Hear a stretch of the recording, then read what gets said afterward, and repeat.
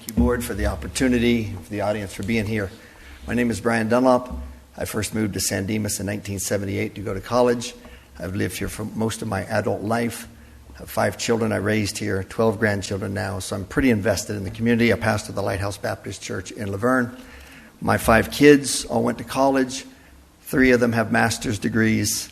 One of them will be graduating from UCLA Law School next Friday. He also has 2 other master's degrees, graduating from USAFA Air Force Academy. They did all of that without any exposure to pornography, so I'm not sure that's necessary for their education. I think they can be well educated without having pornography. I did a lot of research on a number of studies in regards to pedophiles and sex offenders as to how they groom their victims. And this is a synopsis of a plethora of studies. They single out a child and then treat them as courageous and special. They isolate children. They gradually expose them to sexual content. They desensitize the child with more and more graphic sexual pictures, stories, jokes, and activities. They seek to break down barriers established by parents, the church, and the child's natural own conscience. They encourage the child to keep secrets from parents, make parents out to be the enemy. They treat children as co-conspirators in the relationship.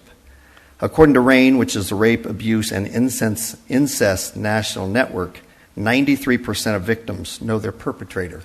So it's not a stranger snatching kids off the street. It's a coach, it's a teacher, it's a neighbor, it's a family member. And so I would implore the board, don't do the work of the pedophiles to groom these children, to prepare them to be molested and to be abused. I think we need to take a stand against filth. It doesn't do anybody any good. Would anybody advocate if we had books in the school system that taught students how to kill their teacher, how to poison their principal? Obviously, some books are bad. Some books are detrimental. Proverbs 23:7 says, as a man thinketh in his heart, so is he. So if we're going to allow them to feed on filth and consider that part of a normal education, we're going to reap the consequences. I would beg you to realize you have a responsibility. Obviously, there's censorship and there's editing that goes on all the time. There's millions of books out there. There's only a select few that are in libraries. If parents want to purchase this book for their children, if they're that foolish, nobody's stopping them. But for them to go to a publicly funded public school with our tax dollars to read filth is an abomination.